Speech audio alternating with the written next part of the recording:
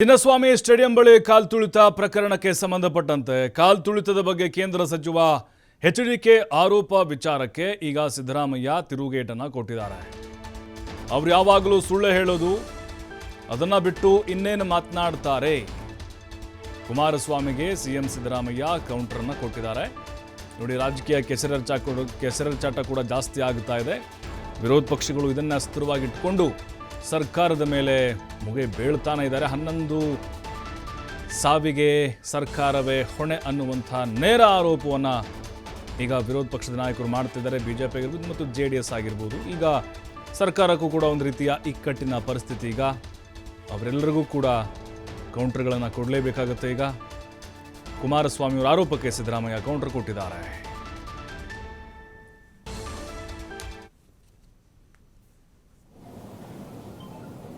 ಸರ್ಕಾರದ ಹಲವಾರು ಉದ್ದಟತನದ ತೀರ್ಮಾನಗಳು, ಪೊಲೀಸ್ ಇಲಾಖೆ ಅಧಿಕಾರಿಗಳ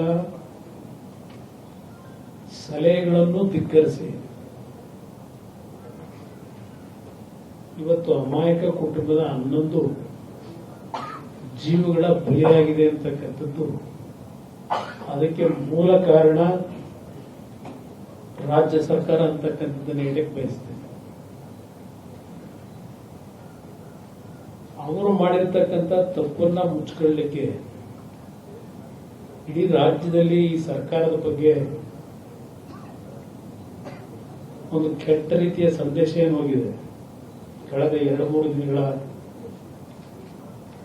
ಬೆಳವಣಿಗೆಯಲ್ಲಿ ಅದನ್ನ ಮುಚ್ಚಲಿಕ್ಕೋಸ್ಕರವಾಗಿ 5 ಜನ, ಅದರಲ್ಲೂ ವಿಶೇಷವಾಗಿ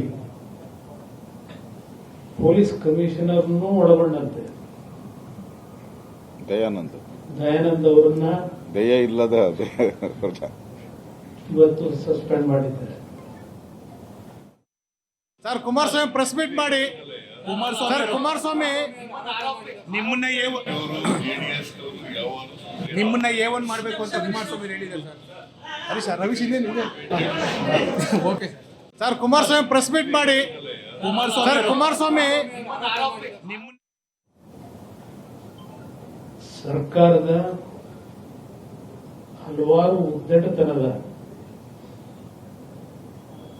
ತೀರ್ಮಾನಗಳು, ಪೊಲೀಸ್ ಇಲಾಖೆ ಅಧಿಕಾರಿಗಳ ಸಲಹೆಗಳನ್ನು ಧಿಕ್ಕರಿಸಿ ಇವತ್ತು ಅಮಾಯಕ ಕುಟುಂಬದ 11 ಜೀವಗಳ ಬಲಿಯಾಗಿದೆ ಅಂತಕ್ಕಂಥದ್ದು. ಅದಕ್ಕೆ ಮೂಲ ಕಾರಣ ರಾಜ್ಯ ಸರ್ಕಾರ ಅಂತಕ್ಕಂಥದ್ದನ್ನು ಹೇಳಕ್ಕೆ ಬಯಸ್ತೇನೆ. ಅವರು ಮಾಡಿರ್ತಕ್ಕಂಥ ತಪ್ಪನ್ನ ಮುಚ್ಚಿಕೊಳ್ಳಲಿಕ್ಕೆ ಇಡೀ ರಾಜ್ಯದಲ್ಲಿ ಈ ಸರ್ಕಾರದ ಬಗ್ಗೆ ಒಂದು ಕೆಟ್ಟ ರೀತಿಯ ಸಂದೇಶ ಏನು ಹೋಗಿದೆ. ಕಳೆದ 2-3 ದಿನಗಳ ಬೆಳವಣಿಗೆಯಲ್ಲಿ ಅದನ್ನ ಮುಚ್ಚಲಿಕ್ಕೋಸ್ಕರವಾಗಿ 5 ಜನ, ಅದರಲ್ಲೂ ವಿಶೇಷವಾಗಿ ಪೊಲೀಸ್ ಕಮಿಷನರ್ನೂ ಒಳಗೊಂಡಂತೆ ದಯಾನಂದ್ ಅವರನ್ನ ದಯ ಇಲ್ಲದ ಇವತ್ತು ಸಸ್ಪೆಂಡ್ ಮಾಡಿದ್ದಾರೆ. ಸರ್, ಕುಮಾರಸ್ವಾಮಿ ಪ್ರೆಸ್ ಮೀಟ್ ಮಾಡಿ ಕುಮಾರಸ್ವಾಮಿ ನಿಮ್ಮನ್ನ A1 ಮಾಡಬೇಕು ಅಂತ ಕುಮಾರಸ್ವಾಮಿ ಹೇಳಿದ್ದಾರೆ ಸರ್. ಅದೇ ಸರ್, ರವೀಶ್ ಇದೆ okay sir. Kumaraswamy press meet ಮಾಡಿ ಕುಮಾರಸ್ವಾಮಿ ನಿಮ್ಮನ್ನ A1 ಮಾಡಬೇಕು ಅಂತ ಕುಮಾರಸ್ವಾಮಿ